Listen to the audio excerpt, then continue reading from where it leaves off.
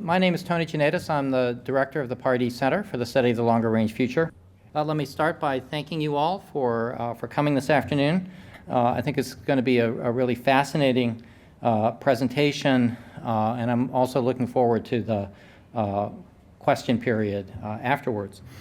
For those of you who don't know much about the center, we're chartered really to investigate the forces that cause the world to unfold the way it does over decades, in order to help not only provide a solid research and analytical foundation for decision making, but to actually help improve decision making and improve quality of life around the world. This presentation is part of a longer and larger project of, I think, extreme importance in today's world. And the topic of this is energy transitions in the developing world, where we've assembled a group of experts from around the globe to talk about the range of issues that arise when you simultaneously need to achieve development targets and try to provide for energy access in underserved or unserved populations, and at the same time attempt to meet climate goals or environmental goals, something that's not at all easy to achieve. But it is incredibly important to try to achieve as we see this dramatic increase in the demand for energy services, literally everywhere around the world. So we've had a couple of days of discussion. We have another day of, or half day of discussion tomorrow. But tonight, or this afternoon, we are extremely pleased and very grateful to introduce Professor Benjamin Sovacool, who will talk about, who's published. I've tried to memorize the blurb on his biography and decided that it was too much. He's published hundreds of articles and dozens of books. Is editor of one of the really important energy journals, energy and social science journals in the world. And he's going to share some of his insights about this challenge of providing energy access in a fair, just, and equitable way. So with no further ado, Benjamin.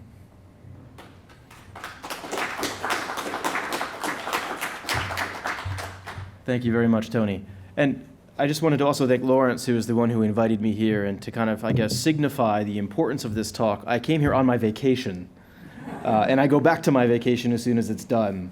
So obviously, I don't do that for everybody or for every center. Let's make sure this works. Okay, today's talk has a long title, New Paradigms for Delivering Affordable and Just Energy Access. And I realize there are a lot of people in this room that have probably as much experience as I do from places like Terry or WRI. But I also realize there are probably many of you who don't know much about energy access at all. And so I thought this talk would try to do both, to kind of provide a background for those that don't know a lot, and then also provide some insight that maybe even the experts in the room can take with them as they go forth and do energy access programming. So it's always good to have a roadmap. I'm going to start by giving you the obligatory funding slides to thank the people who have funded the research or the salary time that enable me to give a talk like this. I'd then provide some of those overview slides I talked about, contextualizing this thing called energy poverty, or lack of global energy access. Then I would survey very quickly what is meant by off-grid renewable energy systems, because it may not be what many of you think about when you conceive renewable energy. Then I get into the kind of meat of the talk. Since we are at a university, I thought I could throw in my methods slides. So we could talk there about some of the social science methods, forms of data collection we did as part of the research team.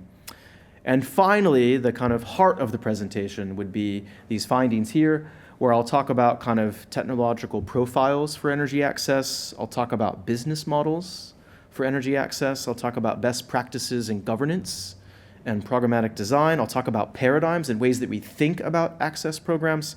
And finally, as if that wasn't enough, Lawrence asked me to talk about future research questions, so I threw that in at the end. And I'll do all of that now in 43 and a half minutes. Okay, the obligatory slides. I am currently at the University of Sussex, where we have a really large, intensive center of excellence looking at energy demand.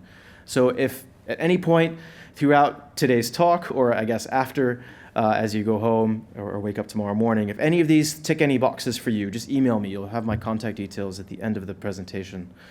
This new center does not do energy access work, but I think it's really interesting. We do work on emergence, so new technologies, self-driving cars, automated vehicles, smart grids, small modular reactors. How do we think about these systems?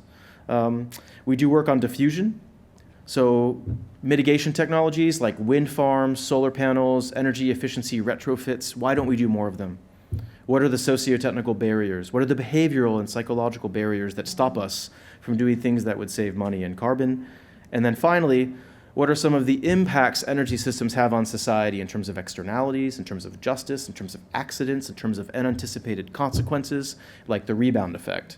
So if any of that interests you, we have 22 people and a 5-year research program that involves Oxford, Manchester, and Sussex that I'd be delighted to talk about. Finally, I have another affiliation at Aarhus University, and I'm putting this in here because I am in the United States, and when I told my very parents I was moving to Aarhus, they said, enjoy Iceland, even though it is in Denmark. So I always thought it's good to show you Aarhus University is a real university. It's, I think, similar size to BU. 40,000 students, 11,000 faculty and staff. They do pretty good on the rankings. And they're really involved in a low-carbon energy transition, involving combined heat and power, energy efficiency, wind energy, energy storage, et cetera. So there's a lot of really interesting stuff going on there with insights from the Nordic energy transition, too, that I could talk about another time. And then finally, the funders. The project I'm going to talk about was a 3-year project that was a multi-million-dollar project. It involved 5 researchers, including myself, as co-investigator. And we received, we were very grateful for the funding we received from the Rockefeller Foundation, from the MacArthur Foundation, from United Nations Development Program, and from Sustainable Energy for All. So I have to make it clear that anything I say today should not be construed as having any opinions or recommendations from those funders, but we are grateful for their support. It's also important, I'm sure many of you have been to talks before about energy and climate, and you realize that you can make a case for almost anything with selectively cherry-picking your data. So I always like to be transparent about the data sources that we use for research. And so here, I think 90% of what I mentioned in the talk is in these types of articles that you can find, most of you if you're here at BU, or email me and I'd be happy to share them. We have these 2 books in this report, and then these 4 articles cover most of it. So I'm very happy to share that after the talk or via email. Okay, now that we're through that, energy poverty. I guess a quick show of hands, if you don't mind. How many of you have never heard of this term energy poverty before? Okay, so a handful of you, which is good. Energy poverty is traditionally defined in these 2 somewhat simple metrics. It's those who lack access to electricity, or it's those who depend on solid cooking fuels or traditional fuels. And I find it quite interesting. These numbers are a few years old. They go up and down every year. About 1.4 billion people still lack access to electricity networks. So think about this. We have a global population of about 7 billion people, yet 1.4 billion have never had a hot shower, have never played Pokemon Go, have never seen a DVD, have never actually had, say, hot coffee from a coffee machine, electric coffee machine. So they live lives that are never checked email. They've lived lives that are completely unlike those that we've become accustomed to here in the so-called West or the North. And even more telling is that almost twice as many depend on solid fuels for cooking. So no microwaves, no gas stoves, no electric cookers. We're talking they're cooking with wood, just like they cooked in the time of Jesus Christ, right? And so we have a global energy situation which is incredibly unequal in terms of how it provides access. However, energy access and energy poverty are more than just these 2 things. There have been new research that's come out from the UN that talks more about tiers of access, a hierarchy of access. And so here you kind of have your basic needs at the bottom with minimal levels of consumption. You have both electricity and solid fuels and mobility. So we're talking 3 services here rather than just 1. And you can see as you move up to productive uses to modern society needs, you also move up and consume more energy. And it's a bit tricky to see here. It's probably better this way. And this has been called the kind of productive energy ladder. The idea being we want everyone in global society, civilization, to move up the ladder, to move up from basic human needs all the way to modern social needs. And the tragic thing is that already we're failing billions of people, even at the most basic level, of providing minimum levels of access to these kind of basic energy services. Why does it matter? Well, beyond just being a kind of energy security issue, it's also a very pressing public health issue. Kirk Smith, who leads a research institute at UC Berkeley, used to call wood the fuel that warms 4 times. And I always like that analogy because it underscores it warms the first time whenever you have to walk out, chop the wood. And this is mostly women who are walking 20 kilometers a day, usually carrying an infant on their back, as well as water. So that's certainly warming. It warms a second time when you burn the fuel. It warms a third time when you fall sick, usually from pneumonia or other indoor air pollution related diseases. And then it warms a fourth time as it warms the climate. And here we're talking not necessarily carbon dioxide, but black carbon, these small black aerosols that get deposited on glaciers and have a global warming potential that is thousands of times more potent than carbon dioxide. So a single act of cooking can have these repercussions among 4 different scales, right, in terms of labor, in terms of health, in terms of climate, and in terms of energy services. And what's quite interesting is if you want something that's really depressing to read, this is called the Global Burden of Disease Study. It's basically out every 5 years, and it's a study of how we die. So it's basically the leading causes of death, morbidity and mortality. I think they do in disability-adjusted life years.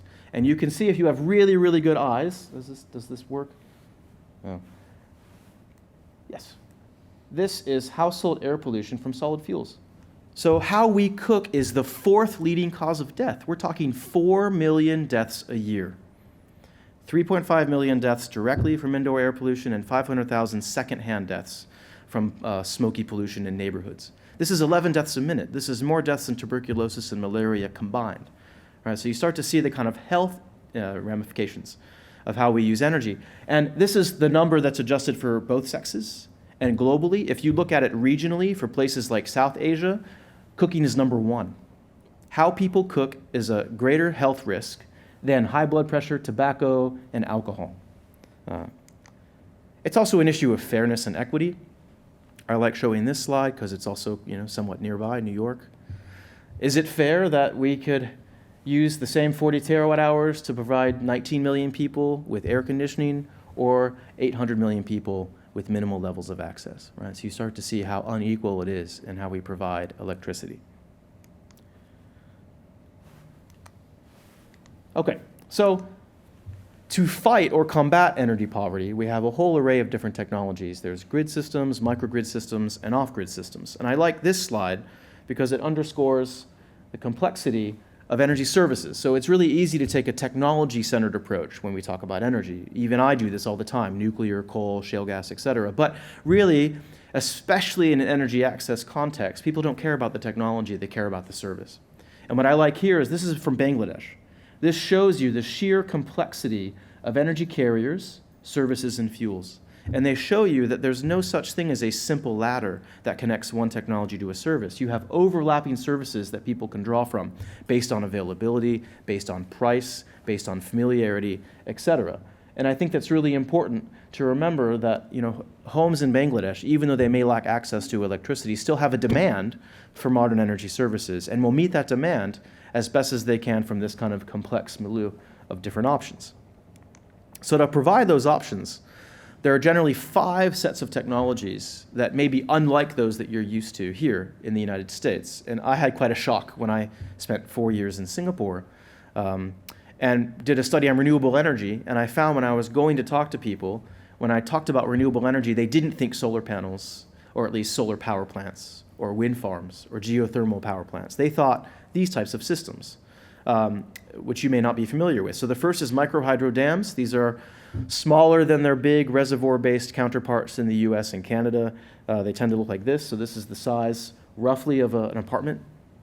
This is a 25 kilowatt scheme in Nepal. And the nice thing about microhydro facilities is they are multi-service. They can provide not just electricity, but also mechanical energy, irrigation, pumping, etc. And they're a good baseload power because they're usually providing it 24 hours a day. They provide so much, by the way, that the average load factor for these is below 30%. So 70% of the electricity they make isn't even used. It's too much for the communities. I'll talk more about that when we talk about education. Second option is solar home systems. These have become incredibly cheap in the past few years as solar photovoltaic module prices have dropped. So solar home systems generally have a solar panel, an inverter, and they usually range from 10 watt peak to about 150 watt peak. They can provide electricity for, say, 3 or 4 light bulbs, maybe a mobile phone, maybe a television. They look like this. This is a herder in Tibet who can take his solar panel with him and his son, and he's a nomadic herder, so he hops on the motorcycle, everything collapses, and off he goes. And this is incredibly important because these herders go where the grid isn't. So if they want any light at all that isn't kerosene-based, and again, kerosene is not very safe or affordable on the back of a motorcycle, you have to go with solar home systems, which is why the market in Tibet and Middle China is one of the biggest in the world now for solar energy.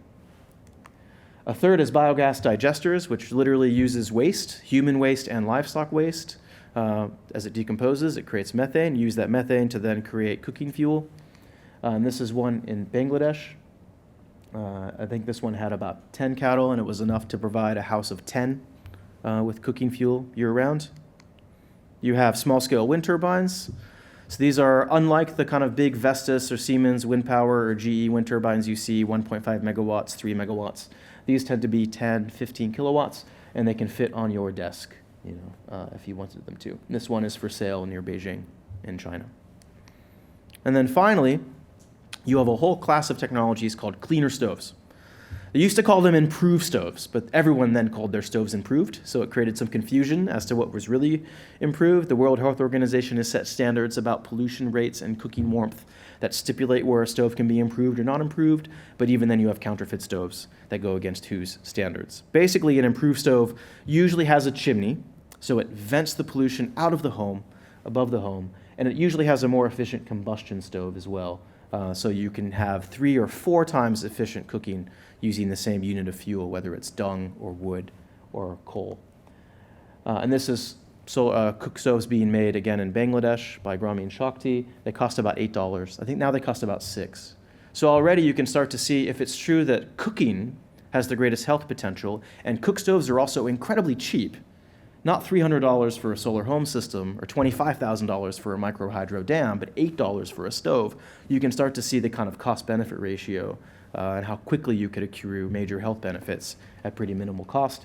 You have a whole other set of cook stoves as well that aren't necessarily combustion-based, like the solar cooker, which costs about $20. This is very good for things like boiling water. I think this was taken in India, where they used it to make tea. And so you also have these kind of side technologies that can also fulfill certain cooking services and needs that are also pretty affordable. So with that laid out, we set out to do a major research project in the Asia Pacific, which lasted 3 years, graciously funded mostly by the MacArthur Foundation. They had an Asia Security Initiative looking at human security. And so we decided, we did our literature review, 10 years ago, and we found more than 1,000 case studies that we could have used in Asia.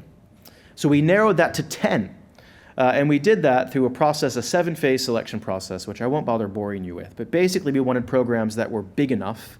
They weren't pilots. They had achieved volumes of scale. They existed for at least a few years. They were recent, so we didn't want projects from the 60s and 70s and 80s and 90s. And we wanted to make sure they focused on the 5 technologies I just talked about, micro hydro dams or biogas or solar home systems. And the final criteria was we had to have sufficient information about them in English, which wasn't always possible. So we excluded programs that maybe had 1 report. We went with those from the World Bank or the GEF that tended to have 20, 30, 40 different types of reports and evaluations. What's unique about our approach? Well, we first started from the assumption that not everyone's going to like energy access programs. There'll be winners and losers, right? So traditional energy companies may lose, especially kerosene companies, or people selling candles, or dry cell batteries. And so we did a critical stakeholder assessment and made sure we interviewed those who were for and against a particular project. We also made sure we talked to people who were not just within academia, but also the private sector, government, and civil society. We used mixed methods, so we did a lot of semi-structured research interviews, we did participant observation, we did site visits, we visited more than 800 different communities and more than 80 different facilities, which I'll talk about in a second. And sometimes, for some particular communities, we gave household surveys where we ask people things like their energy use patterns. We use what's called grounded theory, which is a fancy way of saying we had no theory. We grounded our assessment in the data itself. We made the argument we didn't want to bias ourselves towards any theory whatsoever because we wanted to see our data and go from there. And this creates a weakness because when we tried to publish some of our results in a lot of the academic journals, they say, where's your theory? And we say there is no theory, but we still have really interesting data. We used a socio-technical approach as well, which simply means we didn't look at the technology by itself. We looked at financing, we looked at policy, we looked at users, we looked at training and educational facilities, we looked at supply chains, we looked at business approaches. All of it creates the so-called seamless web, society and technology. We, of course, with 10 case studies, had a rich comparative focus. Many studies would look at only one case. We had 10. We tried to present our data in comprehensible form. So we used a lot of narratives, a lot of quotes, a lot of stories from people who were participants and beneficiaries of the programs. And then finally, we had 4 of our case studies be failures because we thought you can learn just as much from failure, if not more, than you can from success. It also means you can test your dependent variable in really interesting ways. You can test the inverse. If the lack of what makes a successful project isn't there, do you then have failure? You can do all sorts of kind of fancy qualitative factor analysis. So we did a lot of these interviews. We did 441. And those of you who are methods geeks, usually a dissertation for a PhD is 60 to 80 interviews. So this was 5 PhDs worth of interviews, but it wasn't just me, thank goodness. It was a team of 5 of us. And you can see, again, we really tried to have a mix of different types of participants, whether it was government, intergovernmental organizations, civil society, local civil society, manufacturers, universities, and on and on and on. We visited 90 renewable energy site facilities. Some of them weren't entirely relevant, so there's me on top of a wind farm in Sri Lanka, but I couldn't pass up the opportunity to go on top of a wind farm in Sri Lanka. This is a solar energy manufacturing line in the middle of China, near Mongolia, Inner Mongolia. And again, we also didn't just go to places where the technology was being used. We went to some of the standardization and testing facilities. We went to some of the factories. We went to some of the research labs where they were doing state-of-the-art work. We then also had discussions with 800 different community members. And then to round it all off, we did a second literature review for each project, mostly of project documents, but also checking peer-reviewed journals like Energy for Sustainable Development. That's a journal in the field. Energy Economics does some good work here as well that we also read. So a lot of data collection. So you have this mountain of data collected over 3 years. Okay, what are the findings? What does it mean for those of us that really care about energy access? Well, the first finding is probably unsurprising to many of you, but it might be surprising to some of the engineers who tend to think that their technology is the solution, whether it was solar or hydro. We often call this technological evangelism in the energy field. People become captivated by a particular technology, fusion, hydrogen, nuclear, and they see everything through the lens of that technology.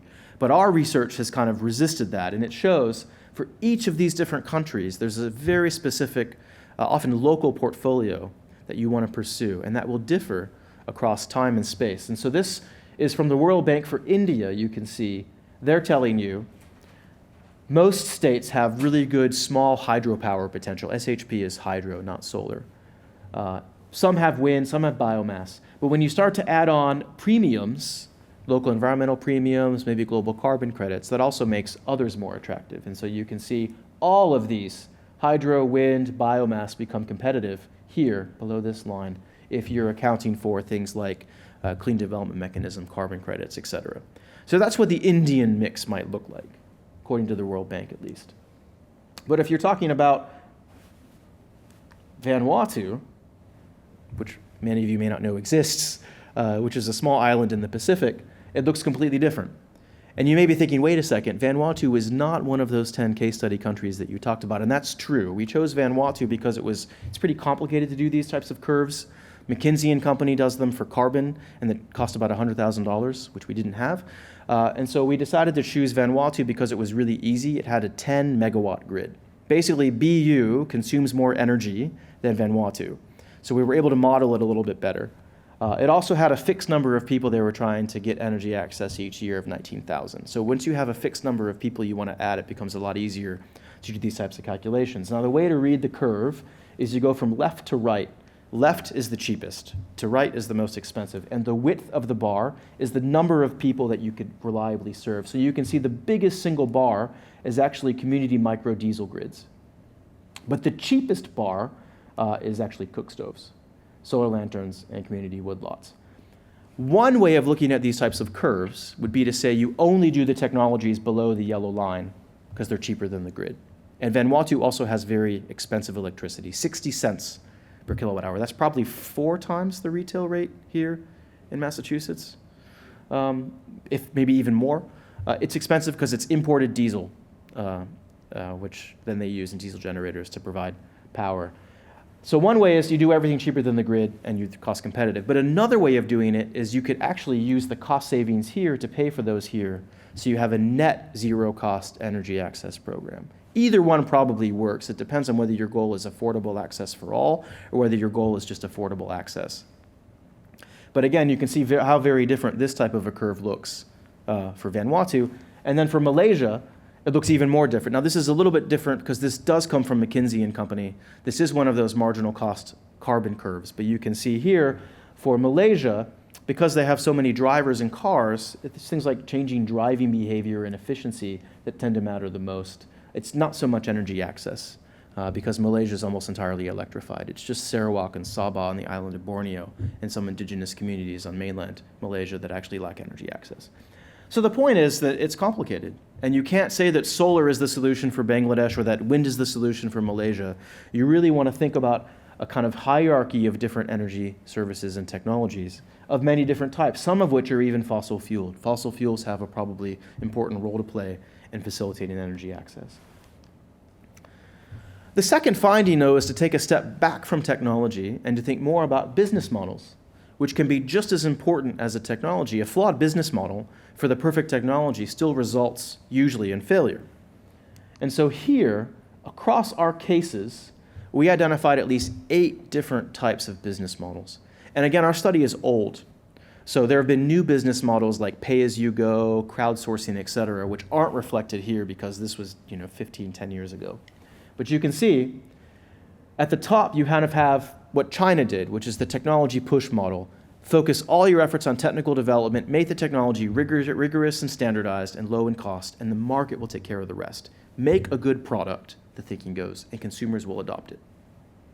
That completely differs from the end-user microfinance approach, which has been called demand pool. That says, no, don't talk about technology. Use what the market has. Just make it more affordable to people by giving them low-interest loans, microloans, loans for $50, $100, $1,000. And then they can pool the technology along themselves. This kind of supply push demand pull typology has been very influential at how most energy access programs function. Most of them will fall into one of those two kind of areas, at least they did as of a few decades ago. However, you started to see more projects that had slightly different approaches. Project finance was a third one, which was really, the World Bank and the Asian Development Bank tend to push these types of projects where they have this project will cost this much money, we expect to get this much return with this much risk and this much interest, and then if it looks good and the risks seem to be manageable and the profit return ratio is good, you go forward. You have cooperative approaches where people will band together, like in Cinta Mekar, Indonesia, where they partnered with PGL, I think, who is the state utility, to go halves. So they paid for half of the microhydro project and got half the electricity, and the utility paid for half and got half for the grid. And what was nice there is the community then reinvested the proceeds. The first thing they did was they electrified all of the remaining homes. So that was kind of nice. Then they did things like build a hospital, build a school. Then once they got all that done, they started to do fun stuff. They built an ice cream shop and a radio station. So again, you kind of start to see empowering communities to invest energy and revenues back into the community can kind of go in very unique ways. You have a community mobilization fund, which kind of like the cooperative, but it only focuses on the vulnerable. So here you would have proceeds that go to help women, proceeds that help the elderly, proceeds that help ethnic minorities use energy, workshops, or electrify their homes or factories. You have ESCOs, where you don't actually buy the technology, you kind of lease it and pay a fee. And so here you have a really successful program in Zambia that has been remodeled in places like India, where you simply pay $20 a month, or whatever it would be in rupees, to then lease a solar system. And if anything goes wrong with it, if the battery needs repaired or the panel's broken, then the company comes and gives you a new one, et cetera. So it kind of helps insure you against risk. You then have a whole bunch of different hybrids that mix things together. One in Laos is interesting. It was a cross-subsidy, and so they would charge wealthier consumers more than the base rate for energy and use that to then pay for pro-poor interventions. And so the rich help the poor. It's a redistribution.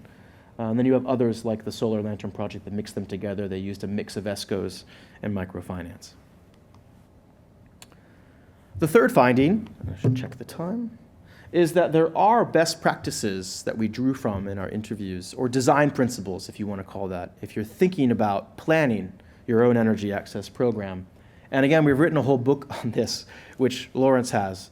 But to kind of summarize that book as briefly as we can, here are the kind of 12 lessons. Some of them are counterintuitive to what people at USAID or even the World Bank still think about energy access. The first is to start with the least cost kind of options that have the greatest benefit. And here, we're almost always talking cook stoves because of their high turnover rates and because of their health benefits. And so sustainable energy for all is this big push from the UN to provide renewable energy, energy efficiency, and cooking. We think that our research suggests cooking comes first. All three of those goals are not equal. Cooking matters more. The second is to always select the appropriate technology and scale. One of our failures was in Papua New Guinea, and that failure was because you could only buy one panel from one company of one type. And that company had supplier channels in only 2 communities, by the way. Rather than say, oh, you can buy a solar lantern or a 5-watt peak system or a 20-watt peak system from a diversity of suppliers with a diversity of batteries. So giving them kind of input and selecting a technology that people have expressed a willingness or preference for using matters, rather than presuming you know what's best for them. Getting community commitment. It can be in-kind contributions of cash, so that 10%, 20% of the project is paid by the community and they get a loan. It can also be other things like labor, they give you time, or things like wood, if they're building transmission poles, they chop down trees and then provide them for the project. Something where you don't just give the technology away for free. You want to always focus on awareness raising and education. There is a lot of misunderstanding out there about what these technologies can and cannot do. You had school principals who thought if they just spent $50 on a solar panel, they'd have enough electricity for the entire school. Copy machine, microwave, et cetera. When no, that's probably enough electricity for 3 light bulbs and maybe a small radio. You had other people who would look at a solar energy system and say, where's the generator? Not realizing that actually it's silent, noiseless electricity generation. After-sales service is really important. In all of our project failures, you had pretty poor maintenance across many of the projects, or projects that were just abandoned. They gave the technology, and then that was it. And so keeping up to date with servicing, repairs, refurbishment, repowering is very important. So is number 6, focusing not just on domestic energy use, but also productive use or commercial use. So putting energy to generate income. Whether it's tea shops, there was a really kind of clever mini DVD studio in Bangladesh, which was powered by solar energy. It was literally a DVD player, a TV, a solar panel, and about 10 chairs. You come and sit tea there, and they charge you, 10 cents or 25 cents. And they made money on it. We even had one family that leased out their light bulbs to neighboring households that would use them and then bring them back. So you want to make sure that this energy, which is often wasted, remember my load factor comment from before, where the average load factor for a microhydro plant is about 30%. So 70% of that energy is not being used. So find a way to use it. Encourage a diversity of participating institutions and stakeholders really matters. This helps diversify against risk. It also ensures that you're duly diligent at including minorities and others who might have been opposed to a project.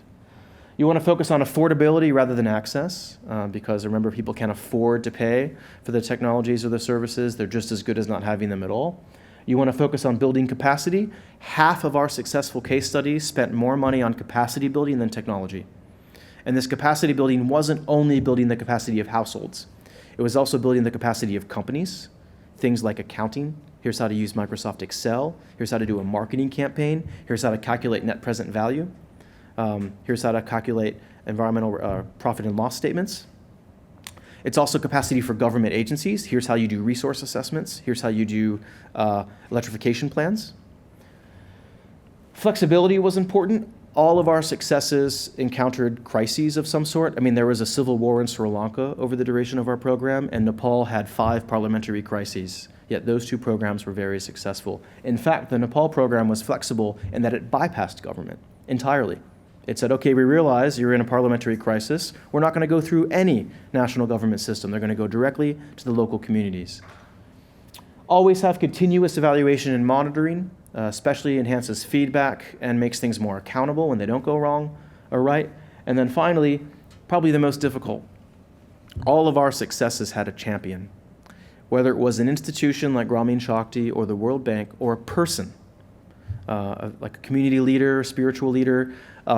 It's not one of our 10 case studies, but a really recent example comes from Africa.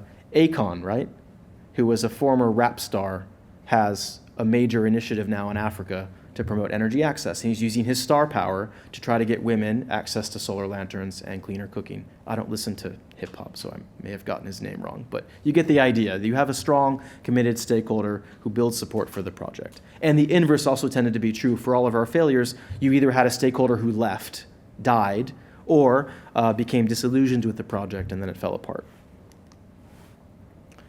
The 4th finding is that we think that our successful case studies may warrant a fundamental rethinking of energy access. And so you can see here, if you have really, really good eyes, 3 different paradigms. You kind of have the classic one in the 1970s and 80s that gave a single technology away. It was focused on benevolence, a kind of moral obligation to help developing countries.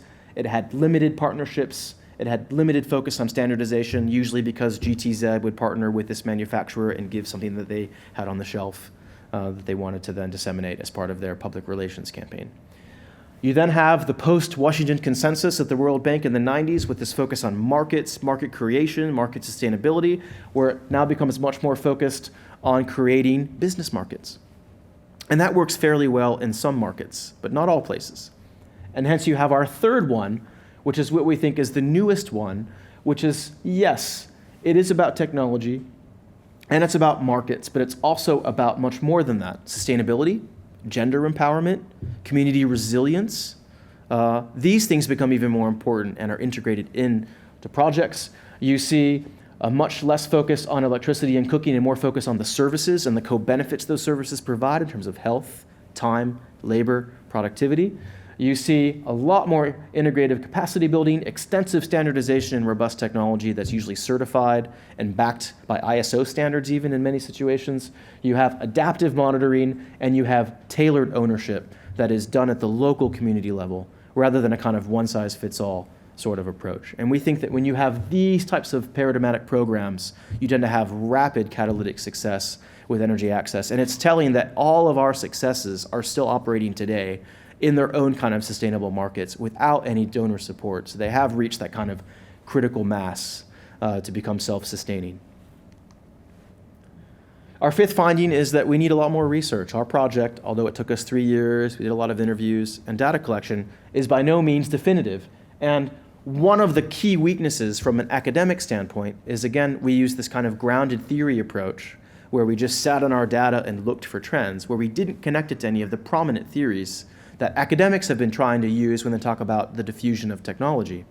And here, this is stepping to a new study we just did a few months ago, where we asked expert scholars, including one at Harvard, Sheila Jasanoff, who does work on science and technology, what theories should we be using when we think about the adoption of new technologies? And you can see these experts gave us 95 theories. 30 experts, 95 theories. 3 theories per expert. And you can see that they're across many, many different disciplines. And I just wanted to very briefly, touch upon 6 of them. You have Tom Dietz and Paul Stern's value belief norms theory, which is a theory of psychology, pro-environmental behavior, which is much about norms and values. People that have certain sets of values are predisposed to accept certain types of technologies.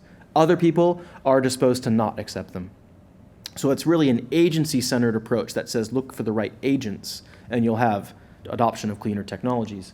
You have UTOT, Universal Theory of Technology Adoption and Use, which is an integrative theory that takes 10 other theories: Asgen's theory of planned behavior, Rogers' theory of diffusion of innovations, Schwartz's norm activation model. No one has heard of these theories, right? And integrates them here and says that if you want to have acceptance, you have to have performance expectancy and effort expectancy. It will perform as expected. It's minimal effort. It jives with your lifestyle. There are other factors like prices or hedonic motivating factors and habits that are then moderated by people's age and gender and experience, etc. You match all that together and voila, you get the user's intention to adopt a new technology. You have diffusion of innovations. This is Everett Rogers, where you have early adopters, late adopters, laggards, etc. Each market has its own type of actors, and so you want to attenuate your interventions by market segment, basically is what that theory says. You have the multi-level perspective on innovation, which is Johann Schott and Frank Giels. Anyone ever seen this before? All right, 2 people, that's a start. Basically says that no. You don't want to look at agency, you want to look at structure. You want to look at socio-technical structure and the embeddedness of regimes and landscapes, and new novel niches have to break in and compete in an evolutionary way, Schumpeter's creative destruction, to tackle those innovations. You have the sociology of expectation, coming from Haro van Lente, which is about when people think about new technologies, we want to make sure that we avoid the peak in expectations and the trough of disillusionment, right? And create satisfaction so that people's expectations are aligned with how a technology performs. And then finally, you have this thing called carbon lock-in, which is about path dependency or momentum. This comes from Gregory Unruh, or Marilyn Brown, who's done work on this, which is basically the broader environment can force us, can constrain us to make certain technological decisions. So if you change the environment, you can change people's response, and then you've changed their behavior. All 6 of those theories, or any of the 95 theories from our new study, could fit with our energy access work. So if any of you love theory and are just dying to write that next great article, there's a lot of work to do in the energy access space because it's pretty devoid of theory. It's very practitioner-based, not so theoretically based. You also could create a better typology of business models. We talked about those 8 business models, but they're not equal. They have different types of customers. And I like this graph here from a World Bank report from about 2 years ago that tries to show you the pyramid of users and how some users are rich enough they can afford things with cash. And then you have the kind of middle-class poor who can afford things based on microcredit. Then you have those who can maybe just squeak by with long-term ESCOs, fee-for-service programs. However, that's only about half the population. For the other half, they're so poor they can't afford finance at all. So you have to have some type of social development program, or you have to monetize somehow the health benefits of energy access. And so again, you can see business model typologies will differ based on the type of poverty you're attempting to eradicate. You can also do a lot more of those energy access curves. You saw the one that I did for Vanuatu. That's just Vanuatu. What about India? What about China? What about Nigeria? What about sub-Saharan Africa?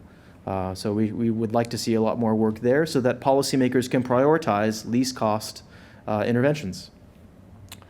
We've started to extend our analysis beyond Asia, although that was, I think that ended last year. We've done some work in Kenya, Rwanda, Tanzania, Ethiopia, and Mali. But again, there are more than 70 countries that have energy access problems, not just these 15 that we've investigated. And then finally, all of the work that we've done has been what's called qualitative work. But there could be a lot more quantitative work, using more rigorous modeling to test our parameters and variables, or especially to talk about least cost options in a manner that accounts for learning, in a manner that accounts for the recent decreases in the price of solar and natural gas, in a manner that also accounts for unexpected consequences where prices could go up or down based on new breakthroughs or new discoveries in resource. And then finally, we just published with Mike Toman and Morgan Bazilian at the World Bank last month a piece in Environmental Research Letters where we kind of talked about within the academy, we still take a very stovepiped approach to energy access. We still do a lot of our work in disciplines. So the geographers are looking at power relations, and the public health experts are looking at particulate pollution, and the lawyers are talking about energy justice, and the The psychologists are talking about behavior, but there isn't a lot of work that integrates those disciplines together. And what we've proposed in that article is that it's much maybe more useful to ground research not by discipline or technology, but by challenge or research question. So it's like a mission-oriented approach or a challenges-oriented approach. And we've tried to sketch in that piece what the World Bank at least sees as the 6 most pressing questions. Even they admit they don't have the answers to as of last month. So I'm guessing they still don't have the answers to it. And these questions are, how do we first measure energy access beyond just electricity and cooking? How to create more multidimensional indicators? Where are the gaps in data? What is reliable data? How do we account for subsidies? The IMF just estimated that global fossil fuel subsidies are at $5.1 trillion last year on a post-tax basis. How does that skew the landscape of how you consider technology's cost and price? Which types of configurations will provide the most access for a particular region? Should it be the grid? Should it be a micro or mini grid? Should it be off-grid? Should it be a mix? That will depend. What sort of tipping points might there be so that you can then withdraw programmatic support and so that programs become self-sustaining? So this gets into issues of policy, issues of finance. How do fossil fuels play into all of this mix? Because I happen to think that probably LPG, maybe natural gas, have very important roles to play. And of course, biomass and traditional cooking will still work in an improved cook stove, those fuels, right? So there are probably legitimate roles that these technologies can play. And if you're talking about 4 million deaths a year, maybe the carbon content of coal becomes a little more justifiable if it's helping alleviate energy poverty. How do we better address linkages with other sectors, agriculture, health, education, et cetera? And how do we capture co-benefits? How do we even monetize co-benefits when they're spread across time? And not just mitigation of emissions, but things like I said, health or gender, or resilience. How do you quantify resilience and adaptive capacity? Because many of these types of interventions also improve that. They improve community well-being, employment, diversification. They stop migration away from the community back into the community. They create skills enhancement and savings and all of that, which will help protect communities against future disasters, climate-related or not. So my final slide, and I'm, thank goodness, almost done. I'm always reminded by this guy, Albert Einstein, who said many brilliant things, but I've really liked this quote I'm about to show. You can do energy access interventions for reasons of cost. You can do them for reasons of health. You can do them for reasons of gender. But you can also do them because, according to Einstein, not until we provide basic standards of living for all of humanity can we call ourselves civilized. So you can also do it out of a basic goodness of trying to help humanity provide adequate health and living to all. Thank you.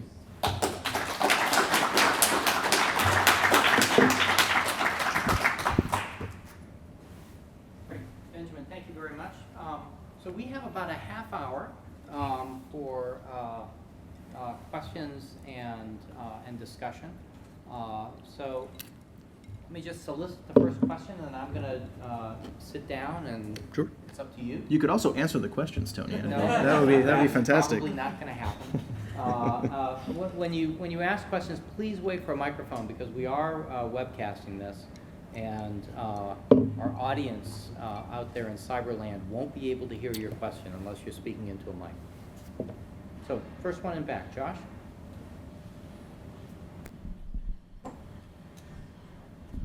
Hello. Thank you very much for your talk.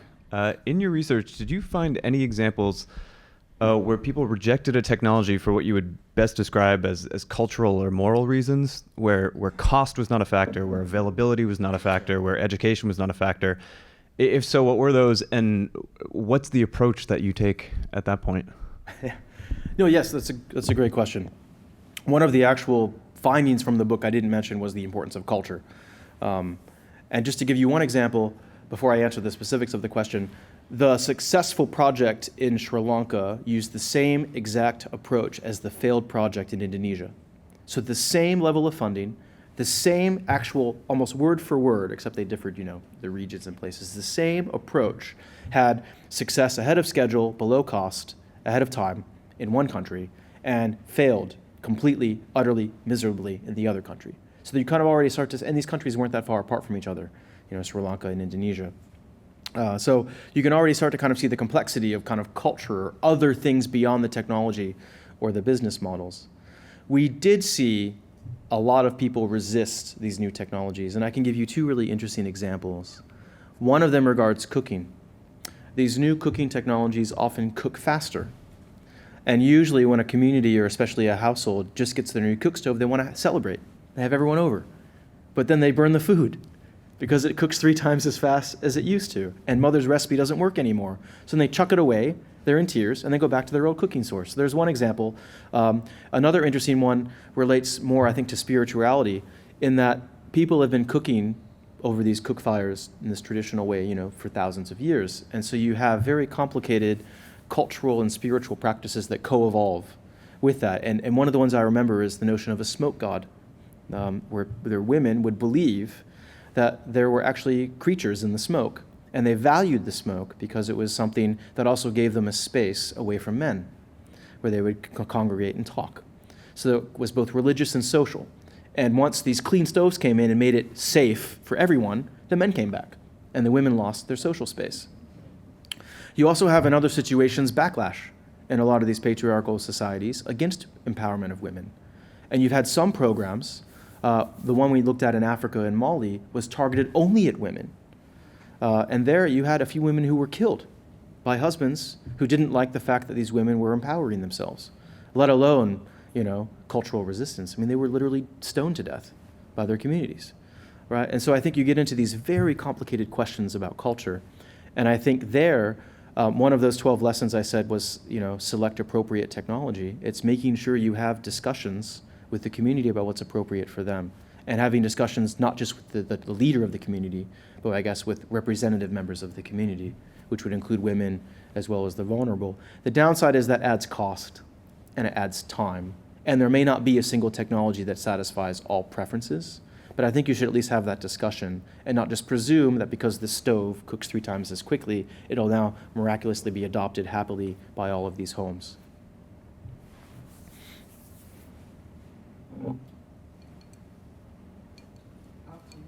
Oh, it's up to me? Yes. Really? I get to choose all of the above. And then. Hi, Benjamin. Thanks so much. Both the lessons learned and the 95 or whatever theories really help us understand the incredible richness of the market psychology here. But what about governance? What are was that even relevant? Because most of these people are dwelling in a social circle more than they are in a government. Or can government play a significant role in facilitating changes in energy access? Well, I think the first response is I wouldn't conflate government with governance. And governance, yeah. Governance, tends to be how we respond to collective action problems involving government and other actors. So if your question is about governance, I could talk about that. If it's about governments and intervention, I could also talk about that. Was it about both? No, I was more thinking about governance because that's more malleable. It is. Okay. So as part of a separate project where we still use 2 of the case studies from this book, Grameen Shakti in Bangladesh, and it was Grameen Shakti in Bangladesh and then China's National Institute Improved Stoves Program, which was not the Chinese program we looked at here. This one was the REDP, the Renewable Energy Development Program. The NISP, the National Institute Improved Stoves Program, and Grameen Shakti, we looked at along with 2 other successful case studies looking at carbon mitigation. It was Denmark's electricity planning and Germany's feed-in tariff. So all 4 of those cases, we were like, these are all very different cases. They're all very successful cases using different criteria for assessment. What's the common thread? And we looked to Eleanor Ostrom, who did a lot of work on common resource management, common pool resource management, collective action dilemmas. And we drew on her theory of polycentricity.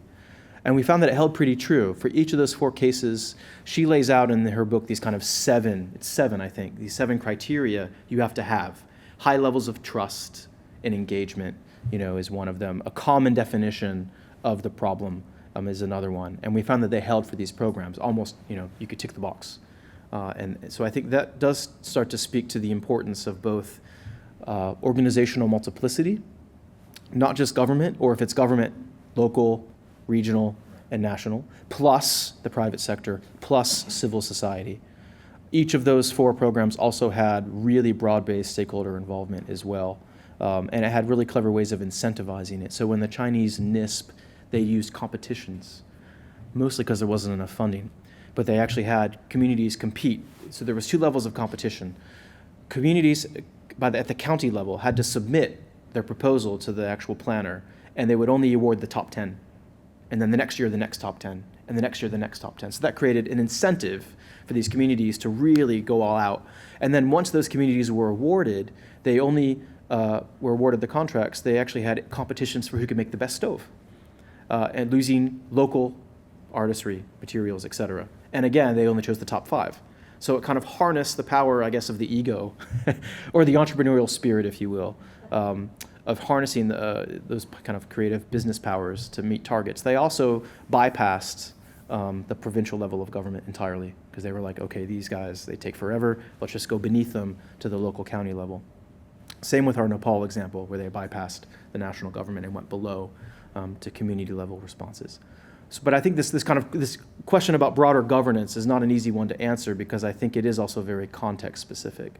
That particular model of the NISP, India tried to replicate and it didn't work.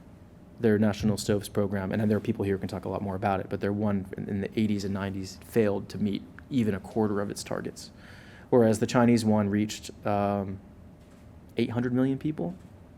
It's one of the most successful technology diffusion examples ever. But I think governance is one of those areas we certainly need a lot more research on. And I think Eleanor Ostrom's work is only one possible space that you could use as you try to draw from it. I think you were next. Oh, I'm trying to ask a question on behalf of the group I'm with, the climate mobilization people, and it's a little hard to get it right, but I think they were very excited because you said I think they're saying you claim that we can really get away from, almost get off fossil fuel in a matter of maybe even a decade if all this goes right. Somehow that we can sort of bypass all the the Republicans who want to send us back to the Stone Age in order to keep the bottom line of big oil healthy. So, do you think you have much confidence in all this somehow coalescing around the world, and with the knowledge, if the Wall Street Journal is running, 10 ads now about saying ads aimed at business people saying we are in the worst crisis in history, and we can profit from it if we turn things around. We can get rich, not only save the world, but get rich. But if this finally gets, into the world consciousness, do you see any hope of? It's not so much getting off fossil fuels as getting the carbon down to where we don't have the ice, melting and the permafrost defrosting and deserts spreading. Do you see confidence in all this really helping? I mean, do you personally have confidence that we can get away from Armageddon if this all goes right, which we're solidly on the path to right now? Now that's a question. My wife does accuse me of being irrationally exuberant. I have limited confidence. The paper that you're talking about was provocative. It tried to show that there were kind of 2 schools of thought to this energy transitions question of can we decarbonize quickly? And the one school says, no, it'll take centuries, generations. And this is a lot of historians looking at past transitions in Europe from wood to coal, coal to oil, et cetera. And there's another group, Al Gore falls into this category, where he's like, no, if we want to, and we do like a World War II type mission-oriented approach, we could be completely renewable in 10 years. And you have some researchers, including one who just left MIT, Kathy Urahalu, who talks about how in certain situations, like in Iceland and France, you have had very quick transitions, in Iceland to geothermal and France to nuclear energy. So the second half of this article draws on 10 case studies, 5 in national supply and 5 in end-use devices. National supply was things like biomass to oil in Kuwait, to natural gas in the Netherlands, to nuclear in France, away from coal in Ontario. And the end-use devices ones were things like LPG stoves in Indonesia, flex fuel vehicles in Brazil, air conditioning in the United States. These are all technologies that took off within less than 20 years to have very rapid penetration. And so we ended the piece with a question. Maybe we could transition forward much quicker than we have in the past. In other words, history can be instructive, but it doesn't have to be predictive, precisely because we can learn and we can become architects of transitions in the future in ways that the previous ones weren't. Most of those previous transitions were abundance-driven and they were market-driven, whereas most of the ones going forward may be scarcity-driven and government-driven. So there's a fundamental shift, especially if we believe urgently in climate change, into future transitions, and we hope that we could learn from past successes and failures so that the future ones don't have to repeat what came before. Just repeat the name of that article. I really want to go. Yeah, okay, you're on the spot. I think it's called How Long Will It Take? Question mark. Something like characterizing the temporal dynamics of energy transitions. But how long will it take? And we've made it open access, thanks to my university for paying $3,000, so everyone can access it. And it has those 10 case studies in the second half of the article. So I'm limited optimism. There was, yep, you in the back, in the white.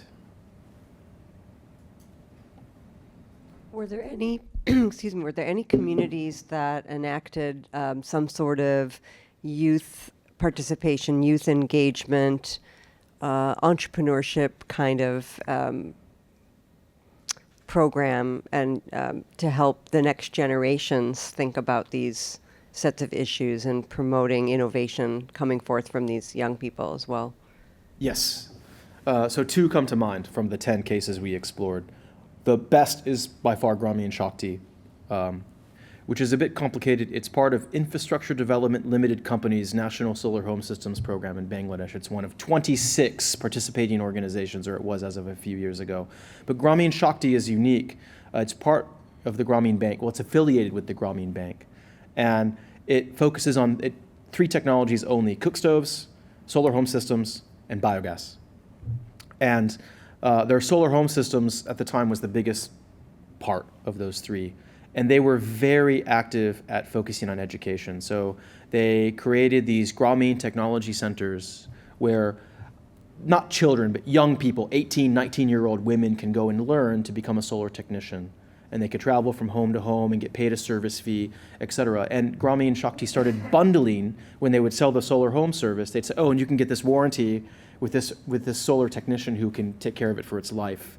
And so you had a lot of that going on. They also started to create scholarships so that a community, something like if they bought 100 units, then they were eligible to compete in the scholarship, and they would give 6 scholarships a year to university so people could go. And the hope was they'd come back and work for Grameen Shakti. I think some did, not all of them did.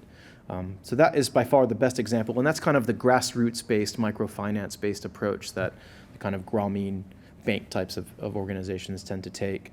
It was also pretty smart, because in Bangladesh, it's very patriarchal, and they found that men were not allowed into homes when husbands weren't there, but women were. So they focused mostly on women salespersons, because they could go in the day into the house, right? So it's kind of it's culture plus gender together. The second example would be Sri Lanka's Energy Services Delivery Project, which was one of the 10. Had something creative where it was a microfinance-based scheme for their solar home systems, but about 10% of people were defaulting on their loans. So still 90% were paying, but 10% were defaulting, which, considering that type of a high-risk environment, was still pretty good. The program was still profitable. But I remember there was a group of young entrepreneurs who were teenagers who banded together and created a second-hand market for solar home systems. So once they were repossessed, they started selling them to utilities to make mini power plants. And again, by chance they happened to be young, but it's another example of kind of entrepreneurial thinking of second-hand markets. And I think that those power plants, last I checked a few years ago, it had become the biggest single solar power plant in Sri Lanka. It was, made up of, 60,000 repossessed solar home systems. So. No more questions.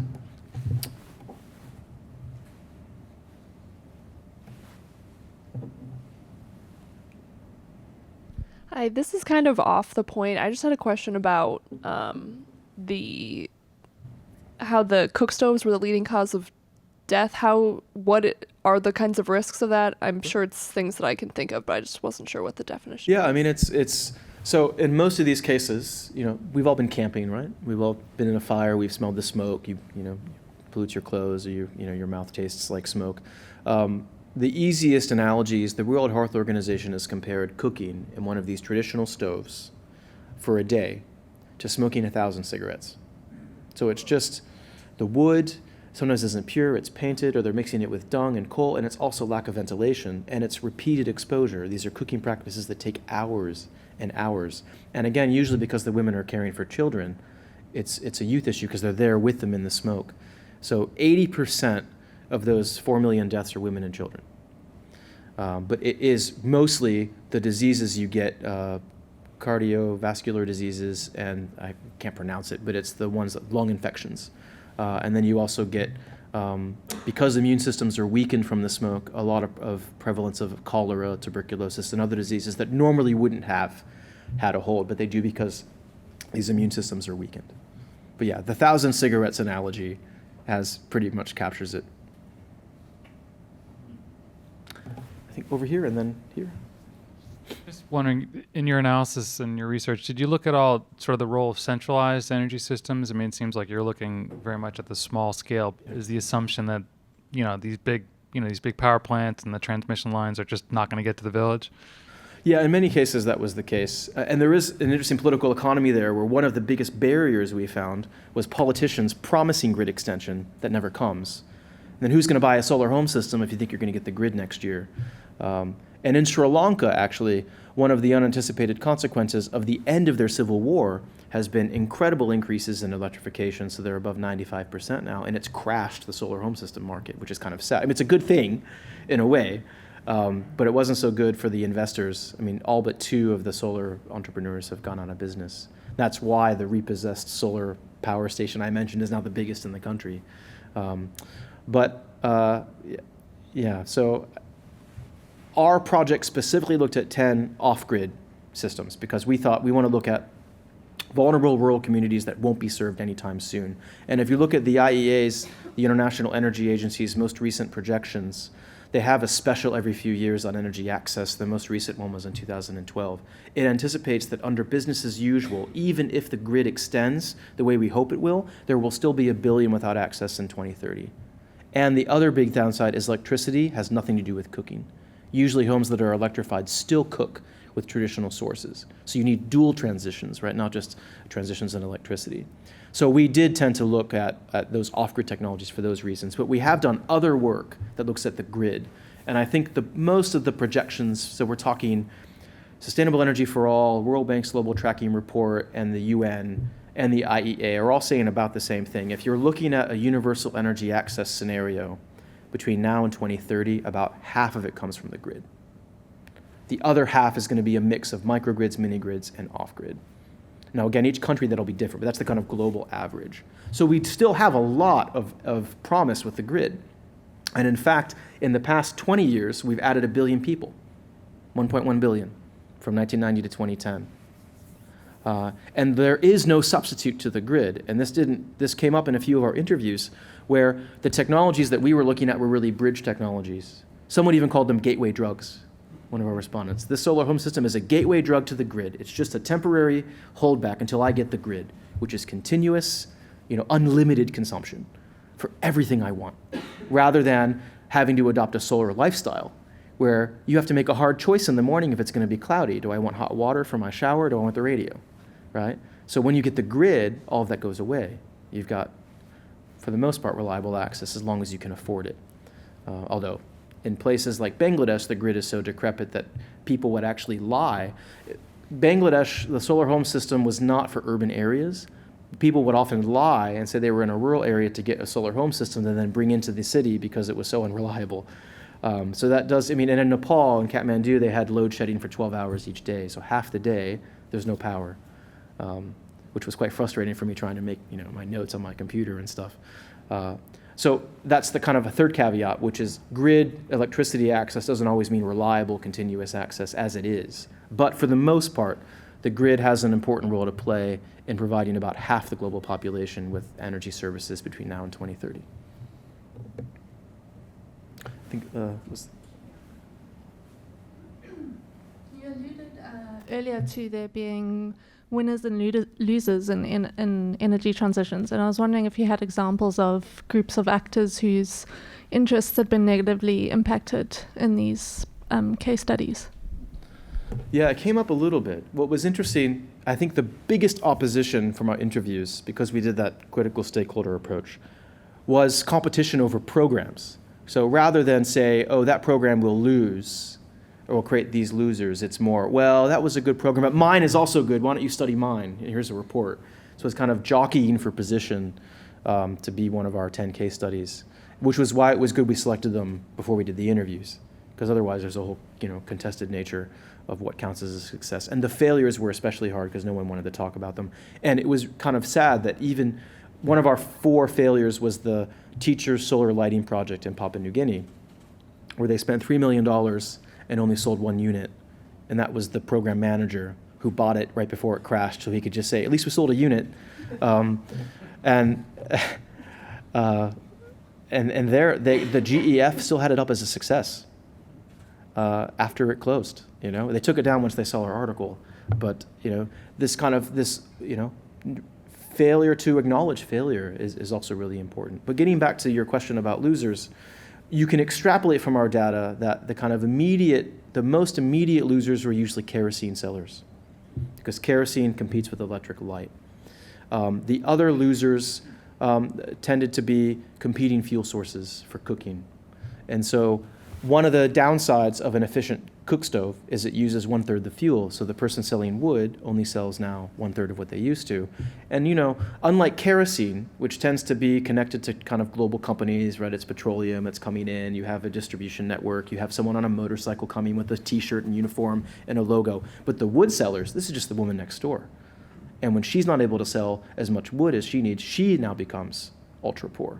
So I think that, it's important to remember, I think that you can never truly eliminate the winners and losers. What you can try to do is make sure that they're minimized, and maybe do some type of targeted assistance, retrain the kerosene delivery people to sell solar home systems, for instance, those types of things.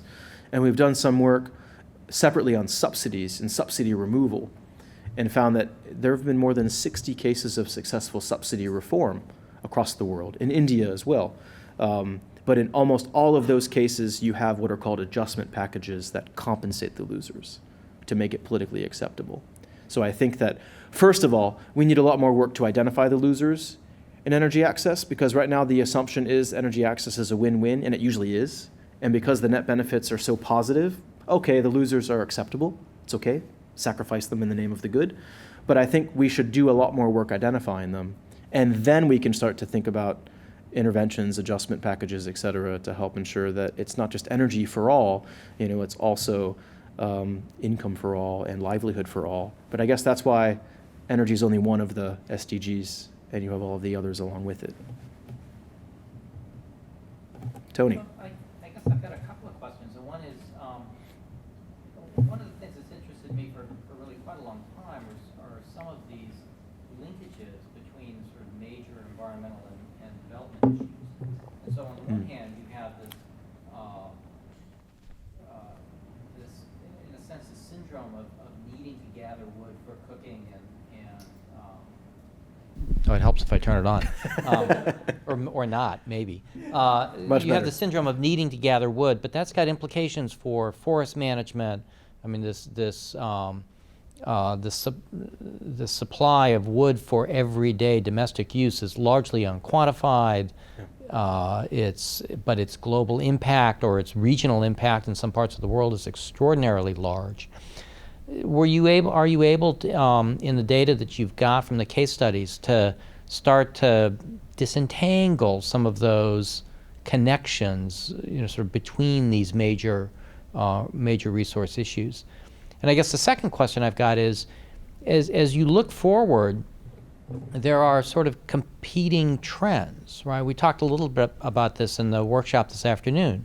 You have this major trend of urbanization going on in many, many parts of the world. So even though rural populations may continue to grow, the density of urban populations is growing even faster, right? More than half the people in the world live in cities, which means that the economies of scale for energy systems will also change.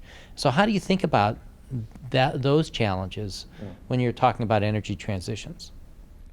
Good God, the questions. Where are the easy questions? No, those are really good questions. I mean, to the first about the kind of linkages, you'll have to remind me of the second one as I answer the first one. Can't keep two ideas in my head at the same time. Yes, that did come up in a few places. That's the nice thing about taking energy as a lens, is other things start to kind of become focused around it. And so I think I remember one of the more interesting ones was the connection between deforestation and fuel wood collection. This notion of kind of whether it's true deforestation or it's collecting, shrubs and things around trees, whether you count plantations as forests, et cetera.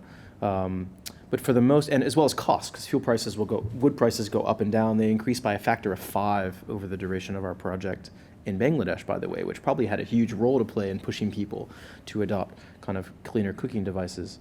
The other one is gender is very interesting, and some of the things you wouldn't necessarily expect. So for instance, the rape of women has a connection to fuel wood scarcity, because the more scarce that wood is, the farther women have to walk. And the farther they have to walk, the further they're away from safe communities. And the farther they're away from safe communities, then the more at risk they are of just, being out in a dangerous city or a dangerous rural countryside. Or in conflict situations would be a third one. One of our 15 cases, we had the 10 Asian ones, we did 5 later. The one we did in Ethiopia was interesting because it was only refugee camps. So you have this whole humanitarian issue of when people are migrants and refugees and they're moving from crisis and conflict, how do you provide them with energy? And many of them would, when they're out collecting fuel, they'd be at risk of artillery fire, or sniper fire, right? So you have all these kind of complicated humanitarian dimensions that start to become connected. And that's just one. I mean, there are many, many, many others, precisely because energy impacts all these things, lifestyles, practices, agriculture, and all of that. What was your second question? The second question was about how do you think about these sort of competing trends? So That's right. Trends towards Urbanization. urbanization and changing the economies of scale for these technologies and for these people. Yeah, it's a good question. So what's interesting, one of our 4 failures was in Malaysia. It was called the Small Renewable Energy Program, and it was mostly aimed at peri-urban areas. Basically not Kuala Lumpur, but everything else. And it was trying to harness palm oil waste products, because Malaysia has a very large palm oil society. And now they threw in solar and a few others just for good measure, which were never utilized. But it was mostly supposed to be biomass, and palm oil kind of products. And that project failed miserably because they couldn't decide where people would end up. Because just because they were in a community near one of the palm oil mills now wouldn't mean they would be there in 5 years, because you have all these projections. The government, Malaysia was modernizing.